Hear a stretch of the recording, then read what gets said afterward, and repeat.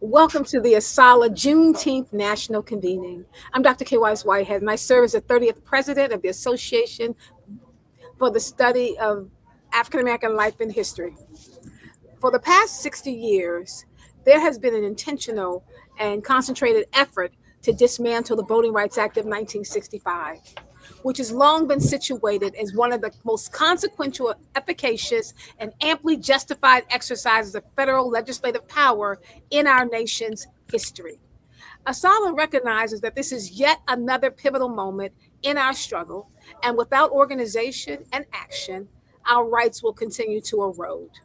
We stand firm in our belief that this is not a time for silence, not a moment for resting or for being still. This is a moment to act. Former ASALH President Dr. Darrell Michael Scott recently wrote that we have been disempowered, not disenfranchised. In a New York Times profile on how SCOTUS is betraying the Black vote, National Urban League President Mark Morrell stated that the recent SCOTUS decision felt like a betrayal. And Dr. Martin Luther King Jr. once said, change does not roll in on the wheels of inevitability, but comes through continuous struggle. Tonight, we're going to lean into that struggle. We're going to lean into this moment, and we're going to talk about the evisceration of the Voting Rights Act of 1965. We're going to do it in three parts. How did we get here?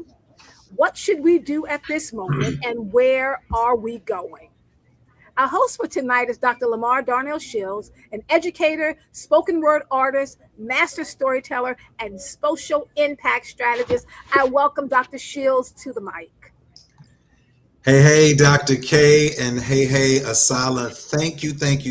I am at it again, back with you again. Last year I had a great time hosting the great celebration in Washington, D.C. Thank you, Dr. K, for always thinking about me when you're hosting these events. I am looking forward to tonight's discussion.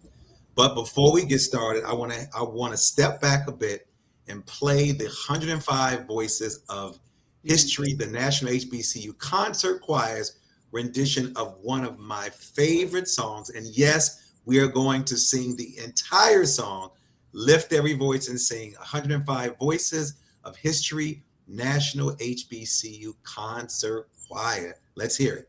Lift every voice and sing. Lift every voice and sing to the heaven ring with the harmonies of faith. Lift every voice and sing the source as the listening skies. Let it resound loud as the rolling sea. Lift every voice and sing. Sing the song. Lift every voice and sing the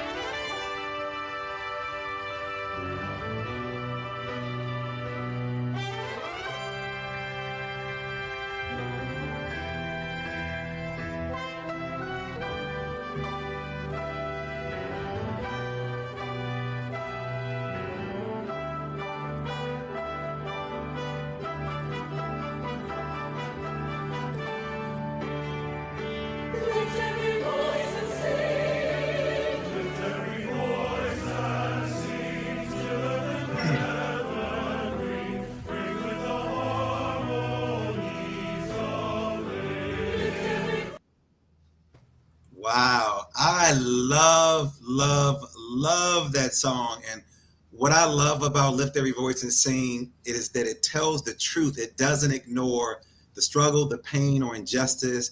Instead, it acknowledges the difficult road traveled ahead. Stony the road we trod while refusing to surrender to despair. I am so great that we started off with that song. More than a century later, this song still continues to resonate because the message remains relevant, it remains consistent, and remains constant. As James Weldon Johnson and his brother understood, a people know their history and lift their voices together can never be easily silenced. And that's why we're here. So speaking of people we're not going to let society silence, I want to bring up an interview with Representative Kwesi Mfume, who is an American politician who is a U.S. representative from Maryland's 7th Congressional District, my district. I'm so proud to be a part of that district. First serving from 1987 to 1996, and again since 2020. Representative Mfume sat down with Dr. K to talk through the impact of the recent Calais decision. Let's check out this clip with Dr. K and Kwesi Mfume, Congressman Kwesi Mfume. I'm joined now by Representative Kwesi Mfume, an American politician who is a U.S. representative for Maryland's 7th Congressional District, first serving from 1987 to 1996, and again since 2020. He's a member of the Democratic Party. Representative Mfume, thank you so much for joining us. Thank you very much for having me. I could not think of a more relative or pertinent topic considering where we are in this country, so I'm very happy to be here. Thank you so much. I wanted to start at the beginning because I know you have a historical context. Can you talk a little bit about the importance of the signing of the Voting Rights Act of 1965 and what that meant for us at that moment? Well, it meant a huge step away from Jim Crow. Prior to that, obviously, slavery. But it also represented a huge step away from the compromise that took place after Reconstruction. We had Black men, in that instance, being elected to the Congress in South Carolina, North Carolina, and other states. And then when Reconstruction collapsed and the Black codes rolled in and Jim Crow and all the other evil things, there was a period in time where the last Black person to serve in the Congress of the United States in the 1890s was not followed again for many, many decades after that. So there's been a lot of people threatened by the fact that ex-slaves had and would ever have the right to vote, and then would find a way to coalesce, particularly during the civil rights movement, so that those votes actually in block brought about a number of changes with Black mayors and Black members of Congress and people at local levels. So, you know, this is my own theory, but I really believe that the larger population of the country was so threatened by the idea of that there has been this quiet acquiescence since then, since we've been sliding back from the 1965 signing of the Voting Rights Act, and one small challenge after another to the Supreme Court, to the point that we are now, where in April of this year, the court in a 6-3 ruling rules against the VRA as we know it, and has created a situation that has rolled back the civil rights and the political rights of a whole race of people in this country. And this is a 5-alarm fire. I don't know how to say it any differently. We're going to lose pretty much 6 to 10 Democratic seats between this year and next year. But more importantly, we're going to lose a number of Black seats. And that's where my whole emphasis is, because the Democratic Party can make it with or without us. We don't necessarily have to assume that their hurt is our hurt. But our hurt is definitely their hurt. And when you look at the number of districts that are already under threat, you looked at what happened in Tennessee and almost immediately after the ruling, and some of the other states that are affected, whether it's South Carolina or Georgia or any other southern state that was covered by the VRA. This is a 5-alarm fire. Well, thank you for that, because we know that it passed in 1965 under Lyndon Baines Johnson, but that they immediately started to try to dismantle it as early as 1966. They lost in 1966, but they began to do a long-term plan of dismantling it piece by piece, with Louisiana v. Calais being that piece around gerrymandering. Can you talk for a moment here about the reality of what it means to be in the midst of a five-alarm fire, that we're trying to save the house that's burning that we also live in? So what actually should we be doing as we prepare for the upcoming midterm elections in November? Some of us are already in early voting. Like, what is that urgency around what we should be doing at this moment? Well, at this moment, we have to make sure that we are galvanizing Black voters across the country to be able to make up for what we know will be taking place with the threats around polling places and the intimidation and the other soft and not so soft measures that will suppress the vote. We can't be suppressed. We have to find a way to come out and turn out in large numbers. There's an old saying that people who do not vote have no line of credit with the people who are elected, and therefore they pose no threat to those who work daily against their interests. So that's the first thing. Turning out in huge numbers this year to stem the losses. Above and beyond that, though, we've got to look at finding a way to pass the John Lewis Voting Rights Act, which would annul and nullify so much of this foolishness that we're seeing now with this Supreme Court decision.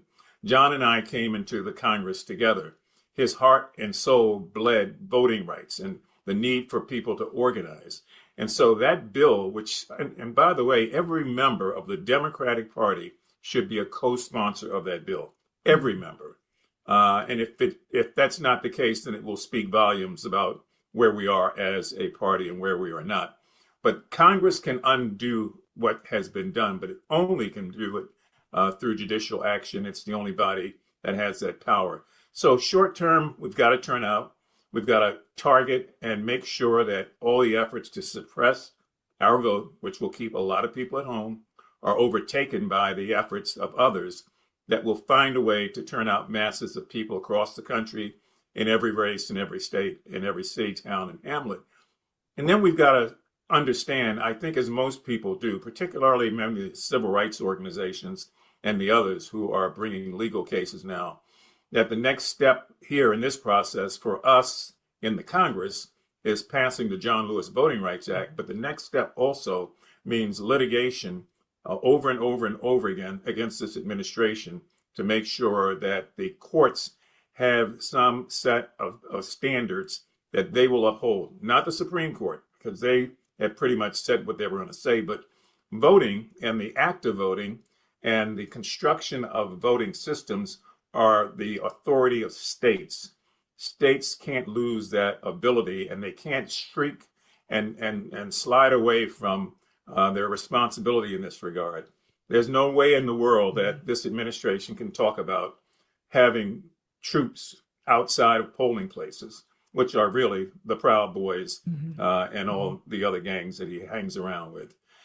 That kind of intimidation has to be pushed back on by states and by governors. If not, it's only going to make this situation worse. And then finally, I want to ask you, Representative Kwesi Mfume, it feels a little bit like maybe the fever that has so taken over the Republican Party is maybe starting to break a little bit. I mean, we're seeing some pushback. We're seeing some Republicans beginning to stand up. As someone who's within the Congress, and you are our eyes and ears on the ground fighting on our behalf, what is your sense of where we're going beyond here? Because even with the midterms, it is not a presidential election year, so we still have 2.5 more years of this present administration. What is your sense of where we're going? Well, we used to say in church, you can be in the world, but not of the world. I'm in the Congress, but I am not of the Congress. I realize at the end of the day, so much of this comes down to skin color and race and perceptions and bigotry, the sort of things that have always plagued this country. So to all of my dear colleagues in the Congress, both in the House and Senate, you have to put your action where your mouth is. And if you're not going to put action there, you've got to be prepared to call out on it. And for those of you who know better, and I serve with a lot of them who know every day that what we're going through is nonsense, you got to ask yourself, is your seat more important than your heart and your soul? Because you'll lose your heart and your soul trying to hang on to your seat with this president by doing things that you inherently know are not right. And there are a lot of people, and I'm sure many who are part of this chat today, that have ideas and have clear understandings of where we are and who want to find a way to put forth solutions. I would urge that everybody that's watching this or listening to it, keep giving us ideas, not just the Congress, but our people, our communities. They need ideas, they need hope, and they need to know that they're not alone. So to the extent that we all can do that, as we try to get through what is really a hellish time, I think we'll be better for it. Thank you so much, Representative Kwesi Mfume. Wow, another great conversation. I'm so proud of the work of Dr. Kwesi, Dr. Kwesi Mfume, Congressman Kwesi Mfume, and I'm from his neighborhood, so I'm as always excited. Hey, Dr. K, I want to invite Dr. K back here to moderate our panel discussion. Happy Juneteenth, Dr. K. Happy pre-Juneteenth, Dr. K. Happy pre-Juneteenth to you as well. Thank you so much, Dr. Shields, for taking that time to center us into this space. And we look forward to having you back at the end of our conversation to kind of put a stamp on where we need to go next. So thank you for that. Thank you. And thank you. Welcome for everybody in the chat. I've been looking at the chat real quickly during that time. So welcome from all over the country. I appreciate you. I'll see you soon. Thank you so much. And folks, put in the chat where you're from. What branch are you a member of? We're just happy to welcome you to this conversation. I'm joined tonight by three distinguished scholars who will help me to explore and examine the impact of this moment. Dr. Terry Ann Scott is the director of the Institute for Common Power. She's the former associate professor of American history and chair of the history department at Hood College. Dr. Lester Spence, professor of political science and Africana studies at Hopkins University right here in Baltimore, Maryland. And Uhuru Williams, distinguished university chair, professor of history and founding director of the Racial Justice Initiative at the University of St. Thomas in St. Paul, Minnesota. Some of my favorite people that I love to talk to all the time, all in one place. That makes me very happy. And so, Dr. Scott, I'm going to come to you because from a historical perspective, do the restrictions on modern voting methods, which is strictly voter ID laws, purges of voting rolls, and mail-in ballot limits, do they function as equivalents of 19th and 20th century literacy tests and poll taxes? All right. Thank you. First of all, thank you for having me. I'm so glad that you're doing this forum. It is important that we are armed with knowledge. It is exactly the knowledge that people across the country are trying to quell because our knowledge is power.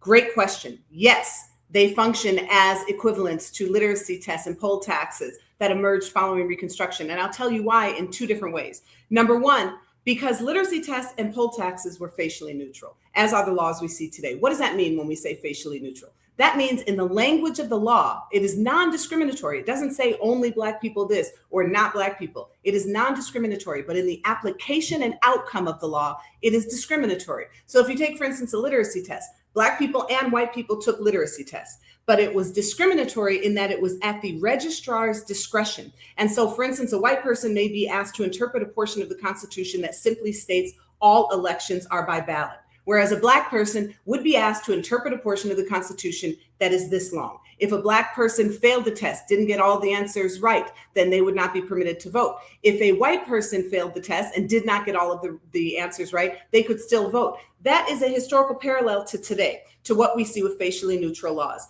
These voter restriction laws do not have race in the language of the law, but the application and the outcome is discriminatory. If, for instance, we look at the one box drop box for mail-in ballot law in Texas, every county, there are 254 counties in the state of Texas. Every county is allowed to only have one drop box. Harris County, which is largely African-American and Latino, largely Democratic, and bigger, Harris County, which houses Houston, is bigger than many states' populations put together and bigger in area. You have to drive from one side of Harris County in Houston traffic to the other to drop off your mail-in ballot at one place. That could take you 3 hours to traverse that city and then go back home, 6 hours in total. That dissuades people in a largely Democratic and African-American county from voting. And so that's one parallel. The other parallel is the reason for these laws. The reason why literacy tests and poll taxes came about, the reason why the voter restriction laws that are today came about is a backlash to Black political power. both then and now. During the Reconstruction period, and the congressman started to get at this in his interview just a few minutes ago, you had in 2,000 Black elected officials, because you quite literally had Union soldiers standing armed, being able to make sure that Black people could cast their vote after the first Reconstruction Act of 1867. 2,000, they were school board members, they were US congressmen, they were sheriffs, and it grated very heavily on the nerves of white Southerners who believed that white supremacy was the order of the day. And so following Reconstruction in 1877, when those troops were removed and you have the Compromise of 1877, and the South says, leave racial justice to us, we've got this. Then you have the rise of Jim Crow, and you have literacy tests and poll taxes and violence as a way to subdue Black political power. Move to here, and we have again a backlash to Black political power, starting very acutely with the election of the first Black president, President Barack Obama, who is today in Chicago with his beautiful wife and family, inducting them into, or having the opening of the museum. And then, so you have Shelby versus Holder, which is the case that comes about that says that states that have a history of voter discrimination no longer need to go to the Supreme Court or to the Department of Justice for permission to change their voter rolls. That is passed in 2013 as an outgrowth of the election of this president. And we continue to see this today because Black political power has been so prominent that the way to quell that is to pass these voter restriction laws today. Thank you for putting that down and laying out both the history and kind of the impact of where we are. That takes us directly into Dr. Spence, because we need to have this kind of political science lens as we're talking about this. So Dr. Spence, how do political scientists measure whether minority communities have an equal opportunity to elect candidates of choice under Section 2 of the Voting Rights Act when courts scrutinize majority minority districts? So I'll take that question, and thank you all for having me. I want to quickly add to something the doctor just talked about. Is when folks are fighting against Black political power, when they did it in the at the end of Reconstruction, and then with the beginning of the Jim Crow regime, where they're doing it now, is to quell Black political power, but it's to quell Black political power because historically Black political power has been used as a certain type of check against capital. So what we see in the South is not just whites wanting to dominate Blacks, is white planter capital who in relationship with white labor wanted to dominate Blacks. It's worth noting some of the things that Black people did once they were in office. Black people, once they were in office, used state resources to create some of the first public schools. They used state resources to levy taxes for the first time against capital, and in general promoted what political scientists call positive liberty as opposed to negative liberty. Now, and that's worth saying because it's not a coincidence that we've got the most corrupt presidential regime perhaps ever in the United States history, even given everything. And that's happening at the same time they're trying to quell Black political power.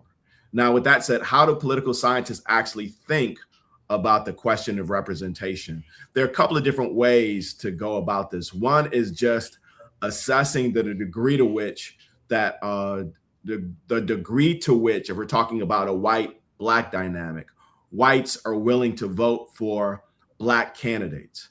We know that for a long period of time, expressly, whites would refuse to support Black candidates no matter who they were. And then afterwards, experimentally, we were able to assess the degree to which whites would implicitly express derision towards Black candidates in a way that would prevent Black people from voting for them. Them from voting for Black candidates. And then the other thing Black political scientists are able to do is to think about what kind of constellation, what type of geographic arrangement, which would be more likely, given those voting dynamics, to lead to Blacks being able to at least potentially vote in the candidate of their choice. And it's worth saying that empirically speaking, Blacks have always voted for folks who are Black and folks who are non-Black. They have absolutely no problem doing so. It's usually been whites. And then there are specific regions of the country, the regions that have historically fallen under the Voting Rights Act. They just haven't had the ability or haven't had the willingness to do so. Thank you so much, Dr. Spence. I want to come to Dr. Williams because I think what we need to bring into this conversation, Dr. Williams, to pull it forward for people is exactly what it took to get the Voting Rights Act of 1965 passed. I think people have seen the pictures from the Edmund Pettus Bridge, but they don't realize that that act was passed in our blood, in our sweat, in our tears. And it took a massive movement that was an international struggle where people were looking in from everywhere around the world to get this government to move. They didn't move because they felt sorry. They didn't move because their hearts were changed. They moved because it became an out embarrassment to talk about human rights and have this going on. So can you kind of bring that forward for us and talk about just the brutality of what it took to get that act finally signed? It's such a great question, Dr. K, because we're literally in that moment today. Sans the violence in the way that people think about the 1950s and 1960s, the violence we associated with the civil rights movement. But one could argue that may not be far behind, given what we're witnessing with regard to the articulation by the Trump administration of literally the gloves are off with regard to civil rights for African Americans. But I want to quote my sister and colleague, Terry Ann Scott, something that she said last week at our teach-in from the Institute for Common Power. And she said, and I think this is important for everyone who's viewing tonight to think about this in this context. We are literally witnessing right now a triple assault on three things that have absolutely been essential to Black Americans. It's a triple assault on rights, on history, and on accountability. And I want to talk about those very briefly, because when Dr. K says, let's pull back and think about the blood that we spilled in order to get a Voting Rights Act of 1965, that sacrifice, things that people in ASALH know very well because you're steeped in this history. You know how important this organization is in terms of uplifting that history. And that's why we have to support this organization with our dollars to keep that history front and center and relevant. Go back to the words of James Weldon Johnson and Lift Every Voice and Sing. When he talks about, efforts causing us to stray from the places where we learn the hard lessons of discrimination, resistance, and democratic renewal. That's what Dr. Scott means when she says that this triple assault on rights, history, and accountability are critical. And this assault operates in three ways, my friends. First, by restricting the tools designed to protect equal citizenship and democratic participation. So we think about the Calais decision in that regard. Second, by rewriting or obscuring the historical record of how racial inequality was created and sustained. Dr. Spence spoke to that.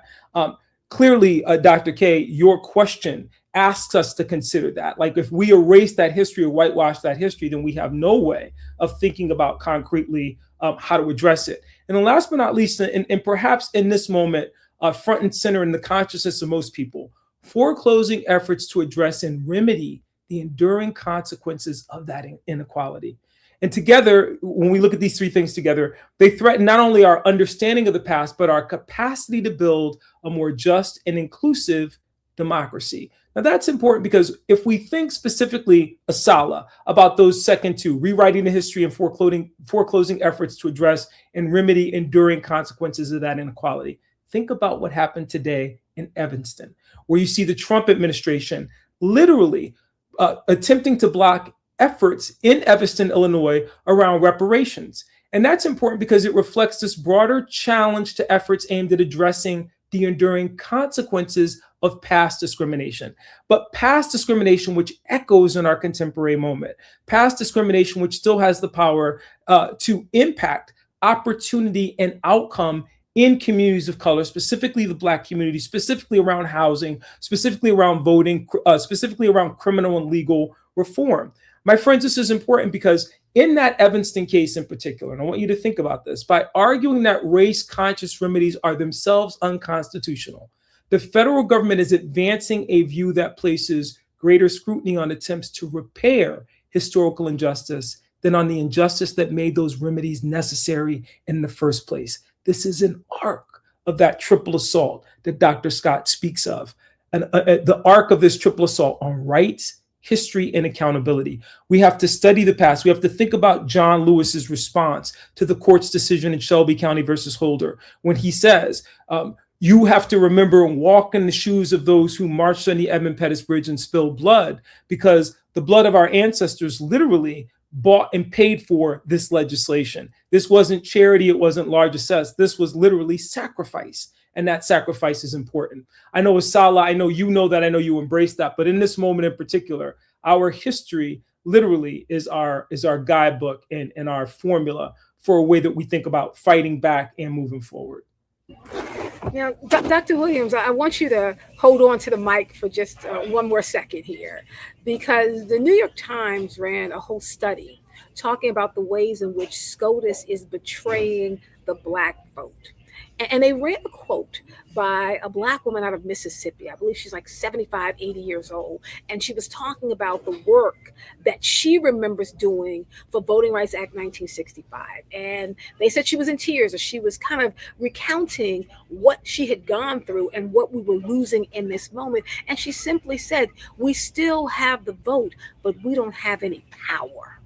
So can you help us to understand that? Because what we're trying to make clear to people is, yes, you're still going to be able to go and vote. But when they crack and pack the districts, when they make sure that they are watering down all Black districts so you don't have the power of the collective ballot, you have the vote, you just don't have any power. Can you connect those pieces for us, Dr. Williams?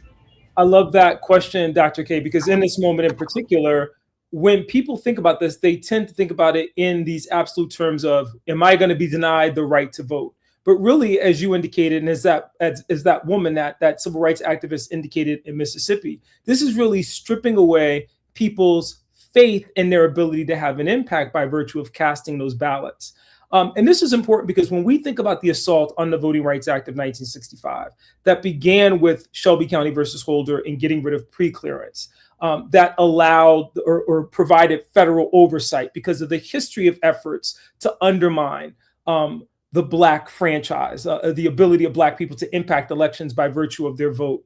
And now they move into this area of going after Section 2 and creating barriers for communities and for individuals to feel like their vote counts, primarily because in the redrawing of districting lines and creating literally pathways by which states can engage in all types of political chicanery. And as long as they don't utilize the magic words of race, then those are seen as colorblind. We're literally witnessing a moment where, as that woman talked about, you can still go to the polls and vote, but you would be voting without any real power to impact the election itself. We go back and understand this from the context of Civil War Reconstruction and post-Reconstruction. You not only saw violence at the polls to prevent Blacks from voting, but you also saw efforts like the white primary, the poll tax, the literacy test, grandfather clause. And we tend to focus on those mechanisms like the poll tax, literacy test, grandfather clause, which were exclusive, that tried to prevent Black voting. But the white primary, right, which is essentially what you would be facing in these districts if you still have the right to vote, but it doesn't matter if you're not able to influence what that primary looks like, if you're not in a position by virtue of that vote to literally impact because you're in a district that's drawn in such a way. And as Dr. Scott pointed out, on the face, it's racially neutral, but everyone knows that it's not. It's facially neutral, but it's not racially neutral. And they know that. You're literally denying, not diluting, but denying that vote. So folks, as we move into round two, coming out of the descriptive phase, we're going to talk about it from an analytical perspective to try to see what we can use as our tools in our toolbox to begin to move things forward. And Dr. Scott, I want to come to you because we take a look at the primary grassroots mobilization strategies that forced the federal government to draft and pass the Voting Rights Act in 1965. Can you talk about some of those strategies and then help us to understand how some of them will work today, but we need new strategies for this old fight? Absolutely. I think that's one of the beauties of history, is that we can look back and think about the strategies that can inspire us today, the ones that we can use, the ones that we have to revamp, and the ones that may not work for our particular moment. But history always is something that tells us what we can do and how we can move forward. So if we think about the strategies that would eventually lead to the passage of the 1965 Voting Rights Act, I think one thing that we have to understand is this was a long struggle. For nearly 100 years, you had restrictions on voting. And when we think about the space in, for instance, Selma, Alabama, that many would say Selma and the drama that unfolded there, both on the Edmund Pettus Bridge and over the course of months, because they didn't just march in March. They had been at this for decades. The Dallas County Voter League started in the 1930s, and a group of individuals who were noted as the Courageous Eight, or sometimes the Crazy Eight, because they continued to push for voting rights, they endured this for decades. And so one of the strategies is persistence, is not giving up, because the other side wants us to give up and sit back and say, well, my vote doesn't matter. And what I tell young people all the time, particularly who get quite disillusioned, is your vote matters so much that they want to take it away from you. Another is youth leadership. When Ella Baker helped to form the Student Nonviolent Coordinating Committee in 1960, she urged them not to become a youth branch of the Southern Christian Leadership Conference. Instead, she said, each of you has the ability to be a leader. And it is one of the things that we do at my organization, the Institute for Common Power, and our parent organization, Common Power. We want to imbue every young person with the understanding that they have the power to be a leader. Because then what they can do, if you think about a young leader like Diane Nash, the impact that they will have is exponential. And what those young leaders did with so many others is they went door to door. They canvassed. They went into the backwoods of Mississippi in spaces where they were actually at harm's way, where some of them actually were murdered, and went door to door and canvassed. It is a parallel that we can use today. And it's something that we do. You knock on doors. Statistics demonstrate that when voters are met with individuals who talk to them, they are more likely to pay attention to the issues, to go out and to cast that vote. And one of the key things that was so useful from the modern civil rights movement, fortunately or unfortunately, was the visibility of violence, but very specifically the efficacy of nonviolent direct action, because it was the nonviolent direct action that often then would be met with the violence of whites who were trying to stop any kind of Black advancement that would ring around the world, that would be shown in spaces like China and Cuba, where America was accusing them of human rights injustices. And those countries would say, oh, really? What is it that you are doing to your Black Americans? And how does that make you any better than what we are doing? And so if we think about, for instance, the violence that unfolds on top of the Edmund Pettus Bridge on Bloody Sunday, it is nonviolent, 600 nonviolent individuals led by Hosea Williams and Representative John Lewis. When they were beaten, when they were gassed, people from around the country would see this, and it had a twofold impact. Number one, it shook many people out of complacency who were in various portions of the country, who now said, wow, I didn't know that this was happening in the South. I'm going to go and join those efforts. And so 600 people eventually turned into 25,000 people. And the other thing that violence did is it embarrassed a nation to act. And so this, in large measure, would lead to, months later, the passage of the 1965 Voting Rights Act. Thank you so much, Dr. Scott, which was not something that's small. I want to come to you, Dr. Spence, because I know you and I, in all of our conversations, have both talked about where we are historically and where we need to go. One of the ongoing tropes that people say, I'm not my ancestors. This is not what I do. I do things differently. I think we need to tap into a little bit of that ancestors energy in this moment. Can you help us as a political scientist and just help us to understand how the Voting Rights Act shifted the power to regulate our vote, and it protected voting from the states to the federal government? That protection that we have had, that's also something that has been lost in the rush to redraw district lines, in the rush to gerrymander, as that red wall is being rebuilt across the South. Yeah, so I'm going to go back to comments we led with when we're talking about kind of the beginning, right? So when Black people change the conditions of the Civil War, and one, change it where the North can win, and two, make it about slavery, what ends up happening is the trajectory of the United States shifts. It shifts from one that was heavily centered on the states, although the federal government's always played a role, particularly in like land grabs. But then it shifts from that to a dynamic in which the federal government itself becomes a thing, like the national citizen becomes a thing with the 14th Amendment, right? Once that dynamic happens, it creates the conditions where states, which particularly in the Southern case, were using state power to subjugate Black folk and then poor folk more generally, would have to come under federal power, and federal power could be used to protect racial minorities as opposed to subjugate them. What we see with the Voting Rights Act is basically that dynamic is basically an apparatus that takes the 15th and gives it teeth by giving the federal government the power to overrule, to not just overrule states that are using state power to keep Black people from voting, but they're actually using federal power to say these specific states, they can't wield their independent state power without coming to us first, because they've got a long history of discriminating against Black voters in a way that taints democracy. So a colleague of mine, Rob Mickey, he's at the University of Michigan.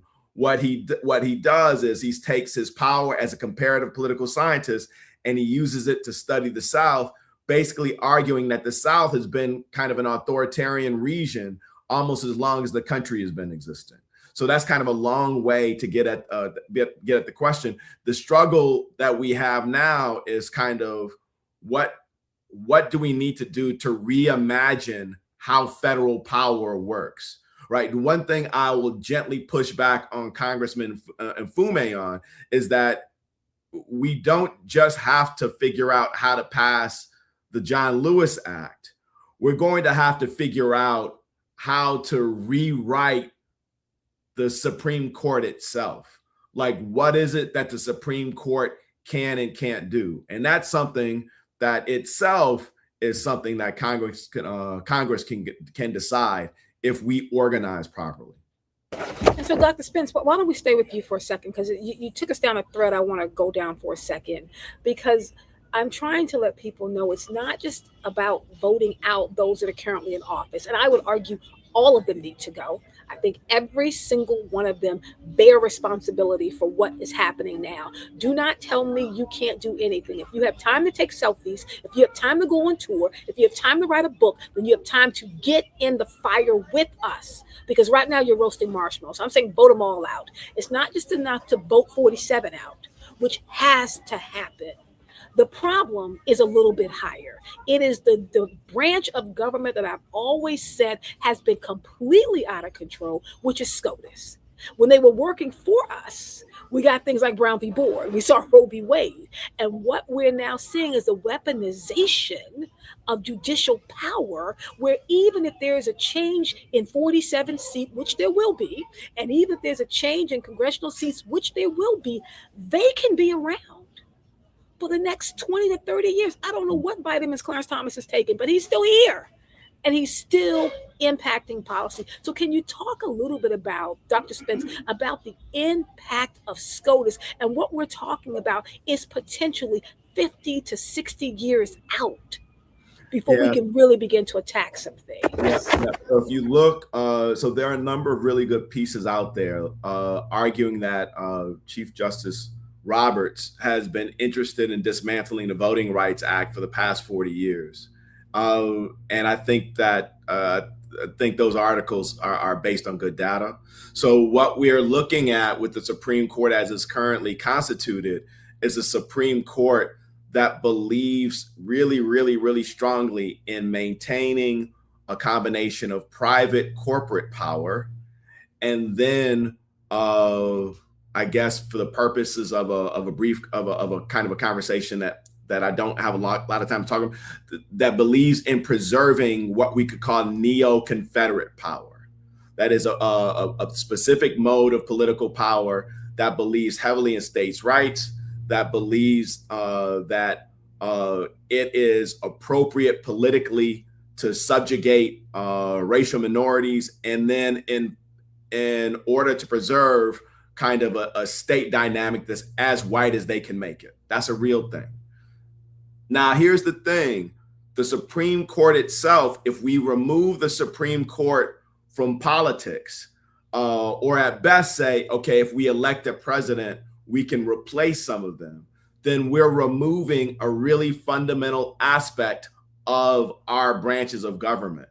Congress has the ability to expand and narrow the Supreme Court. They have the ability, for example, to generate term limits for the Supreme Court. They have the ability to say that these are a branch of cases in which you don't have authority to rule over. There are a range of powers that we can actually use. And what we need to do, we need as citizens to urge our representatives to take this up seriously. And then what we need to do is actually sanction those who won't even talk about it. Now, Dr. Spence, before you pass back the mic, I have to ask you about your shirt because it's flipped on screen and I'm sitting here thinking it's like some secret message to the higher powers. Can you just tell us what's on that shirt? I'm sorry, I didn't do my video thing. So I made this up myself. It's basically all the different ways Black people say we resist. The first line is Xhosa. The second line is Swahili. Third line is Brazilian Portuguese. Fourth line is Rastafari. And the fifth line, oh, hell no, that's African American. It's all we resist. Thank you so much for that, Dr. Spence. Dr. Williams, I'm going to come to you before we move to the final portion, which is the prescriptive portion, because I think Dr. Spence is touching into something. How do we really dismantle that third rail? And I like to argue with people that there is a fourth rail, and I don't think the fourth rail is doing the job that they have historically done. And that fourth rail is we the people.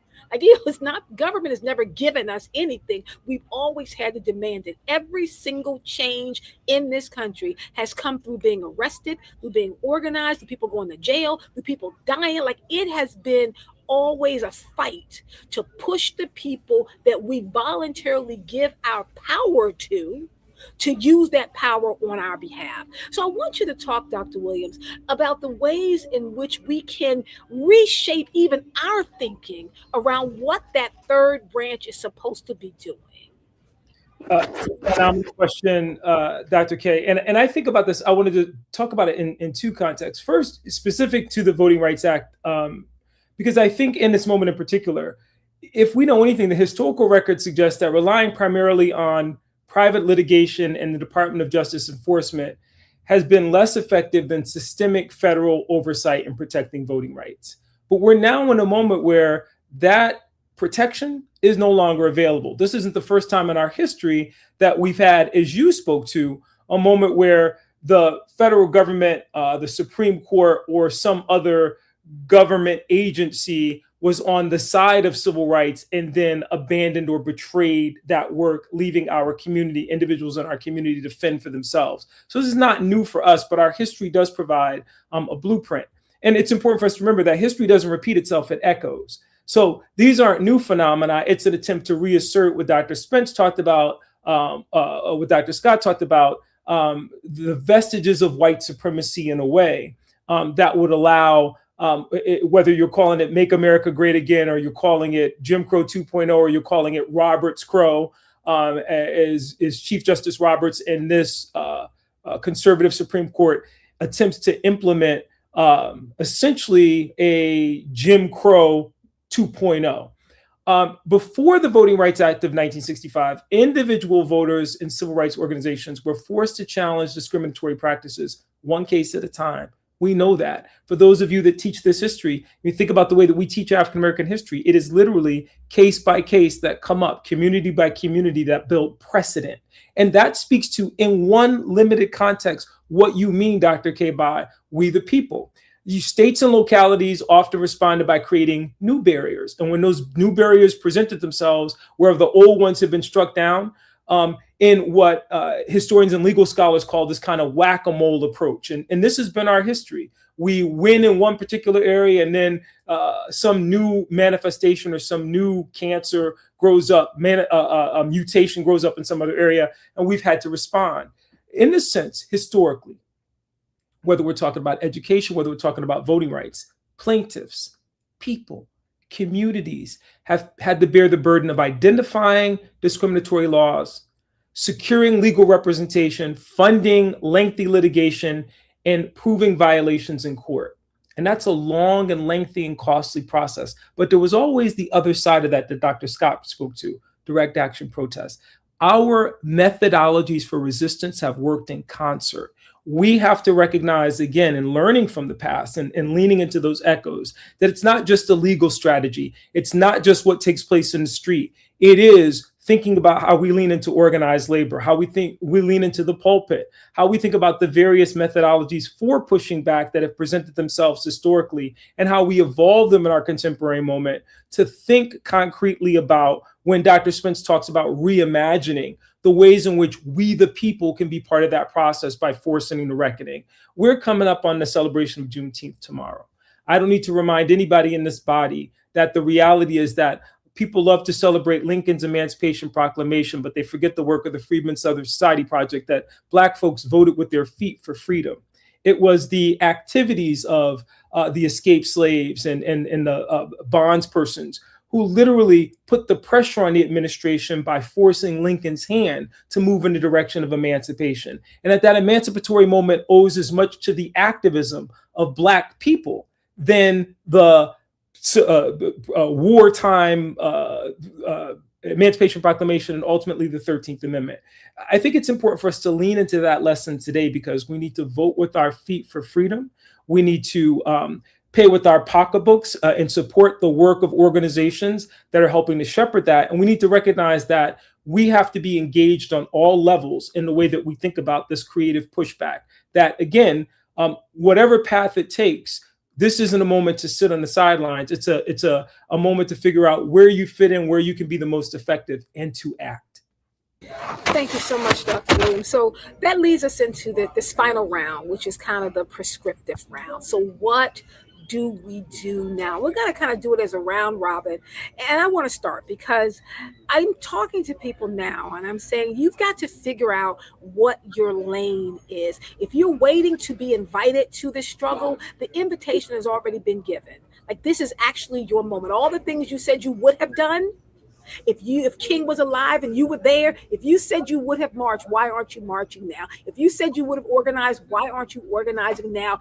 Unfortunately, history has given you a second opportunity to do all the things you said you would have done. And now you need to get to work. I'm telling people you need to be a Fannie Lou Hamer. What we need right now is we need people to do the actual work, to get out. And when you say you're sick and tired of being sick and tired, it's not just because of the moment. It's because you understand what it means to be Black and impoverished and be a woman and have all of those things weaponized against you. That it is going to take all of us to save all of us.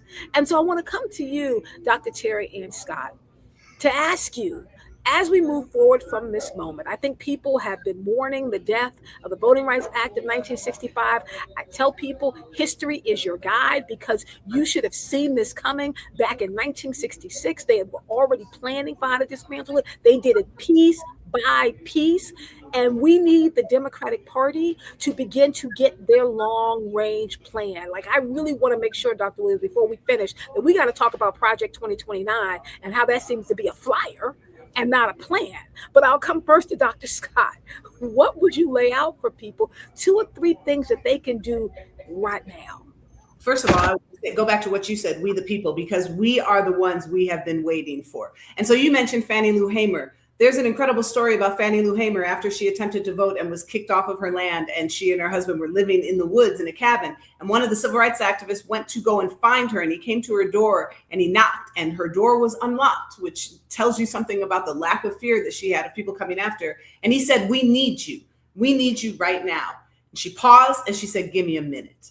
And she went in the back and she got her things. That's the energy that we need. We need the energy from Fannie Lou Hamer. Give me a minute. Let me get my things and let me get to work. So progressive pressure, us, the individuals, we are the ones who are going to win this battle. And we see it in Georgia, in South Carolina, and just, I believe it was yesterday in Mississippi. It was progressive pressure from the people that stopped the state legislators from redistricting, from redrawing what Calais has told them that they could redraw. It is because of the work that we are doing. And if we talk about a few things that we can do, so people want to walk away from conversations like this and they say, well, what are some action steps that I can take? Here are the action steps that you can take. Number 1, register to vote. Check your registration. Make sure that you have not been purged from the voter rolls. Make sure that your registration is active. You can go to vote.org to do that. Number 2, Contact 10 people, whether it is your children or friends or family, and say to them, hey, are you registered to vote? Make sure that you check your registration. Make sure that you vote. I say to my children, I have no problem in guilting them and saying, hey, good morning, it's election day. People have died for your right to vote. And they are 23. I have twins. They have never missed an election. Local elections too. That's the third thing. Local elections matter. What we tend to do is to push them off, is to not think about electing justices as relevant. We have the power to elect progressive justices and progressive sheriffs. And oftentimes those local elections, school board members, who are the ones who are either going to allow for African-American curriculum to be in the curriculum or not, they are won or lost by a handful, quite literally 1, 2, 3, or 4 votes. So if you've done your due diligence and contacted those 10 individuals, you alone have the power to sway a local election. And the last thing that you can do, one of the things that I'll say, is you can canvass. You can come to my organization and register to be a volunteer. You can go door to door and encourage people to vote. You can be a poll watcher. All of these things are things that you can do in your local community with your own time. Thank you so much. I'm going to come next to you, Dr. Spence. Now, I really hate to quote Tip O'Neill, because I'm sure he stole it from a Black woman, but I know that I learned that he once said that all politics are local, right? This idea that you need to put local pressure and hold them accountable. Everyone's looking to the White House, as we should, because we have to sleep with one eye open with that president. But you also should be clear, who's doing the work in your city? Who's doing the work as your mayor? Who's doing the work as your representative? When I meet people that they don't even know what district they live in, I'm like, then don't tell me that you have complaints about the president. Well, you don't even know who's going to keep the lights on your block. Like, you have to start with the local activism, because I know you do a lot of that work right here in Baltimore City, not just as a professor, but someone who is really a scholar activist. Can you talk with us, Dr. Spence, about how we can get going on the streets and how we can motivate others to join us? So thank you for that. Thanks for the shout out. So I'm a firm believer that there are a number of local institutions that the folk who are watching this are likely to be a part of, right? So I'm thinking about fraternities, I'm thinking about sororities, I'm thinking about churches, I'm thinking about local civics groups. Baltimore is really big on neighborhoods. I'm talking about neighborhood associations.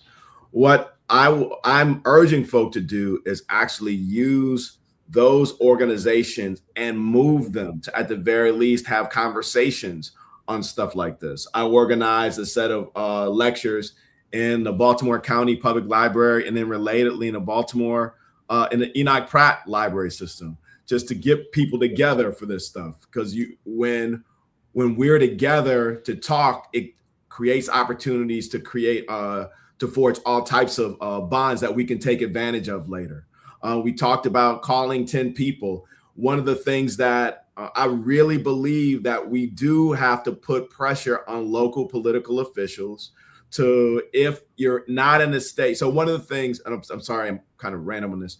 One of the things that states have begun to do to fight against what's happening at the national level is they're actually passing states level voting rights acts. Like my home state of Michigan just passed one. If you're in a state that does not have one, push your officials to actually pass one at the local level. Begin to have conversations again about this. I do not believe conversations are the only thing we can do or should do, but I believe we have to start within organizations that we're already members of, that we already contribute to move them to take this stuff more seriously. Thank you so much, Dr. Spence. And so I want to come to you, Dr. Williams. Before I have you give kind of your strategies for going forward, I've got to put Project 2029 on the table, because I did have an opportunity to read the Democrats' Project 2029, and it was so disappointing to think that they have the best and brightest minds apparently on this, and essentially came up with a flyer. Like, I understand breaking up utility monopolies. I understand that, but you're telling me that after living under this regime, one of your top 5 things is to get rid of spam calls. Like, who in the world cares about spam calls? I can put that in the do not disturb on my iPhone. That's not a top 10 thing. I was concerned to see on this Project 2029 about making sure parents can stay home with their children. You know what you can do? How about closing the gender pay gap? So I can work if I want to work. Don't give me more time to stay at home. Just pay me my money. Like, if you pay women equal amounts of money, they don't have to make that choice. They can figure it out on their own. They don't need your help. So can you talk about what exactly is happening with the Democratic Party, where they are not laying down, apparently not out loud anyway, this long-term plan to get us out of where we find ourselves at this moment? It's a move toward marketing and not toward a movement. And the reality is that we know in our community in particular that we've always pushed the margins of that agenda toward the greatest expression of racial justice, right? And equity, right? Language now that's been criminalized, but we know it intimately because it was at the heart of the political thinking of people like Ella Baker, Fannie Lou Hamer, and Pauli Murray. And so when we look at something like a Project 2029, and as you pointed out, Dr. K, we're kind of struck by the fact that it doesn't offer any real agenda around transformative change, but speaks to things that sit somewhere in the squishy middle, right? It doesn't feel like anything other than an attempt to have nomenclature that matches kind of a Project 2025 without the evil genius that animated Project 2025. The reality is, for us, given what we have witnessed in this moment, this offers probably our last best chance for a transformative agenda around issues that deal with race, gender equality. I'll name the language: diversity, equity, inclusion, and belonging, right? And not in the marketing sense, but in the deeper sense that when people don't connect, for example, our contemporary struggles around immigration, Operation Metro Surge, and the assault on birthright citizenship, to the rebirth of freedom that's represented by the Civil War and Reconstruction. The fact that modern America, not the language of the founders, we're going to mark America 250 this year too, just after Juneteenth. This is the reason that historians and legal scholars say that the Second American Revolution is actually the 14th Amendment. And the reality is that in our contemporary moment, a Project 2029 would have to go back to that foundational moment and interrogate really what it is that the nation committed itself to in that moment in order to move toward this kind of much more expansive, just and inclusive, beloved community that the Reverend Dr. Martin Luther King talked about. Now, the problem that we're going to have in our contemporary moment as we think about this is this singular focus on whether a party can win an election rather than whether we can transform the fundamental, the brokenness that exists in our political, economic, and political and economic systems in this moment. And that kind of conversation about radical change, I think, still remains for the majority of Americans something to be feared. And that's why I was so disappointed in the language around, as you called it, a flyer, right? This is an attempt to say, hey, if you're somewhere in the middle, we can appeal to you too, rather than say, in this moment, when people can see clearly in a cartoonish sense what authoritarianism looks like, what a rollback on civil rights looks like, what a denial of liberty and equality looks like, and you playing small with the universe, this isn't that moment to play small with the universe in terms of a radical agenda that says, let's fix this once and for all and fix it in a way that truly would address in meaningful terms what you described in terms of pay equity, fair housing, right? Equity in a sense that would truly be transformative. And Dr. Spence, I mean, what we're talking about is a long-term political strategy. I mean, I know that people look at Project 2025. If you didn't sit and read the entire 974 plus pages, which I did multiple times, then you begin to look back and say, wait a minute, this is from Reagan, that Reagan actually put in 60% of this. So Dr. Spence, I got to bring in the political scientists here, because Project 2029 should not be where they stop. What's for Project 2032?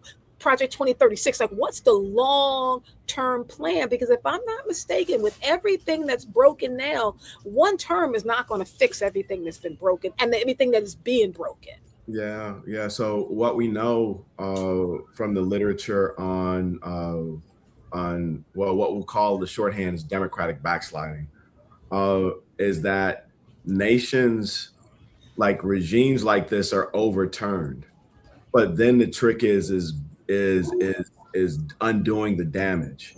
So there has to be a political project that actually undoes the damage and rebuilds bigger and better. There is no electoral dynamic which simply elects people or simply unelects people that actually that gets us to something approximating a democracy, where because we don't right now we don't have one. I mean, like the term political scientists are starting to use is competitive authoritarianism. So if we're in a regime that has competitive elections, but it's authoritarian at the federal level and all these other ways that matter, in order to get that back, we're going to have to do something more. So this is why this is why we've come back to just not just talking and voting, but urging political representatives at every level to articulate another vision. And in fact, I would go further to the extent that we've got visions, we need to be taking those in order to further do what the Democratic Party refuses to do.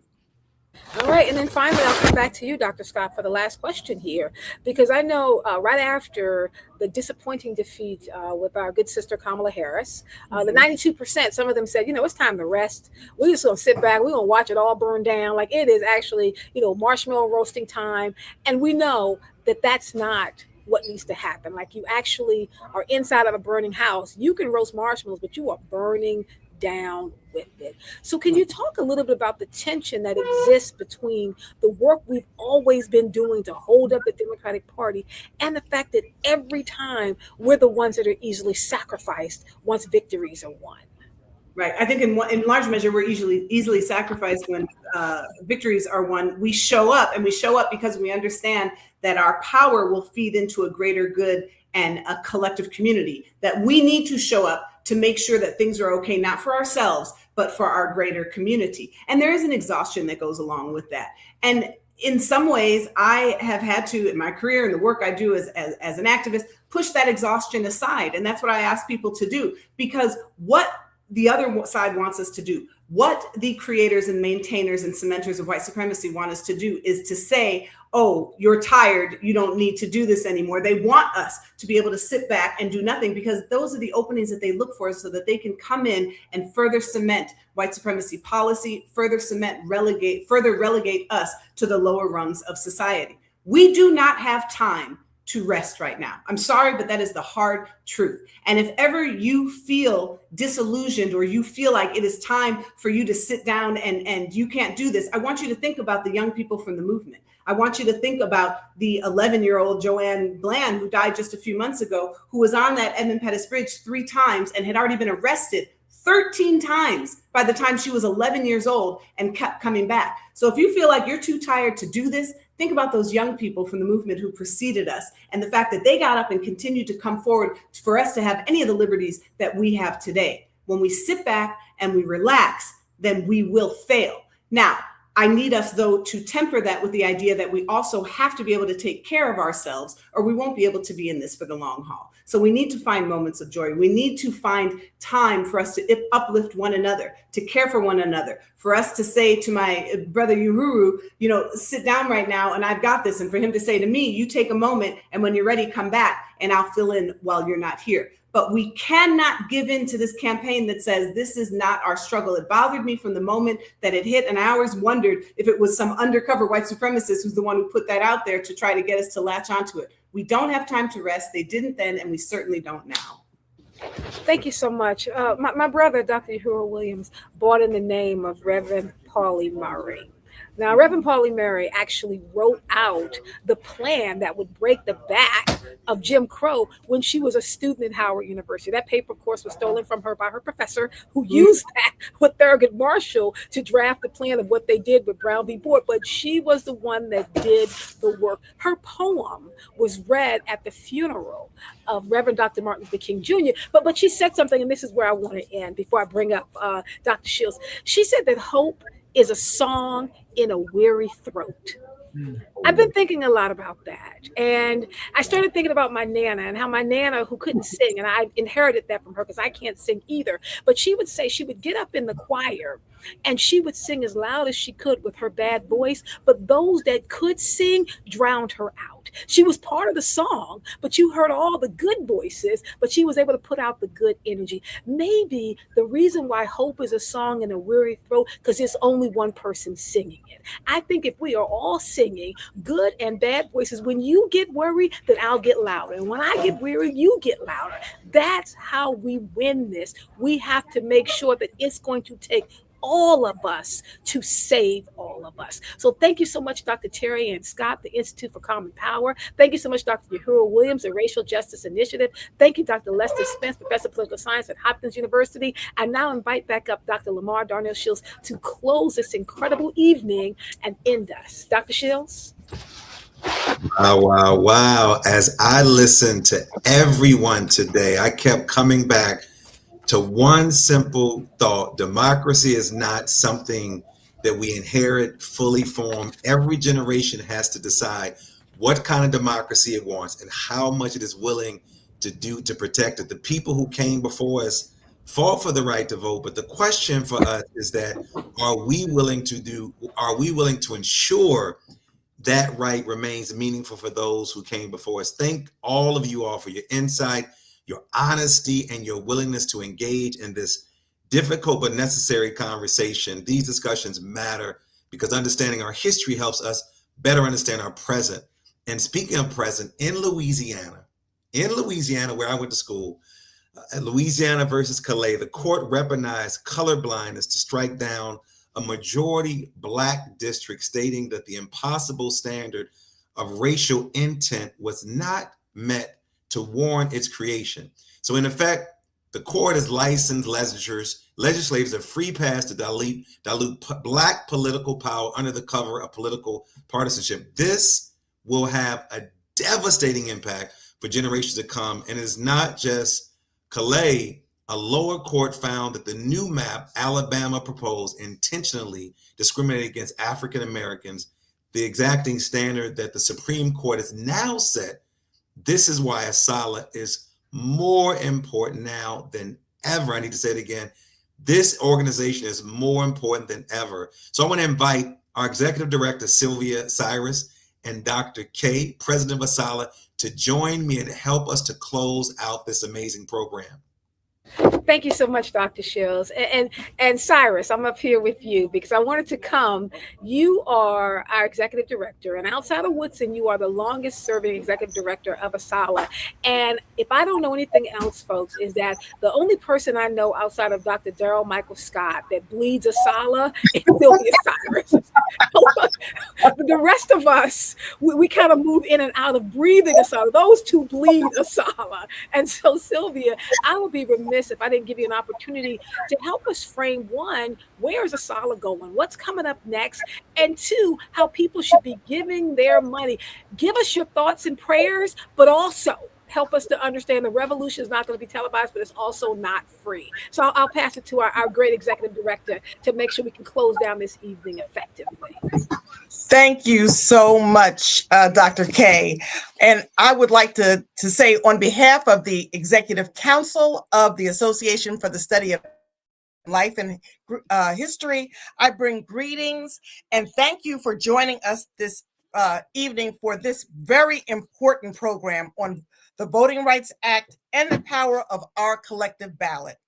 Use Juneteenth to join ASALH branches, partners, and like-minded organizations in celebrating African American freedom and resistance. Community gatherings and cultural activities will showcase the vibrancy of celebrations taking place across this nation. As we celebrate, let us also commit to ensuring that our communities are registered to vote and turn out to vote in every election, local, state, and national. I would also like to take this opportunity to thank our dynamic speakers, Representative Kawisi Mfume, Dr. Uhuru Williams, who's a former executive council member, Dr. Terry Ann Scott, and Dr. Lester Spence, along with our own outstanding national president, Dr. Carsonia Wise Whitehead. Thank you to Dr. Darnell Shields for serving as tonight's host, and to Dr. Lopez Matthews, chair of the ASALH TV committee, for facilitating this program. If you are watching tonight and you have not yet subscribed to ASALH TV, please click the link to subscribe and share this program with your network. This program will enhance a digital library of more than 325 videos available to you, free of charge, for use in programming in your community. These programs are free, and we need your financial support to grow this important digital library. Please consider making a donation to ASALH so that we can continue this work. No donation is too small or too large. And if you are not yet a member of ASALH, let Juneteenth be your call to action in support of Black history by joining us. We are a membership organization that works every day to preserve, promote, and importantly, in these days, protect Black history. In addition to this national program, ASALH has more than 40 branches across this country available for you to join. If there is not yet a branch in your area, we encourage you to consider organizing one. And we encourage your community to organize a freedom school. ASALH's freedom schools are Black history freedom schools and are a response to historic neglect and current attacks on the teaching of Black history. According to Education Week, only 12 states currently mandate teaching a module on Black history. ASALH is working to fill that void. So we ask that you join us for our 111th annual conference in Hampton Roads, Virginia, at the Norfolk Marriott Waterside Hotel in Norfolk. Alongside the Hampton Roads branch of ASALH, 3 additional Virginia branches are supporting this conference: the Louisa branch, the Richmond branch, and a new branch that will be chartered at the conference, the Northern Virginia branch. We are also raising funds to support undergraduate and graduate students who will serve as Woodson ambassadors. They will receive scholarships to receive free ASALH membership and free conference registration so that we can ensure there are scholars in the pipeline to continue our work. Special thanks go to the former ASALH presidents who provided the foundational donations that support this fund. Please join us by making a donation. More information on ASALH can be found at our website at asalh.org and on social media. We are on IG, Facebook, Threads, LinkedIn, Blue Sky, Fanbase, and more. So you can reach us, even TikTok, you can reach ASALH. So in closing, thank you again for joining this program. We are counting on you to take action and to pay attention to what is happening that impacts voting rights in your community and across the nation. You have heard what we all must do. This is our struggle. We must be led to act. Thank you.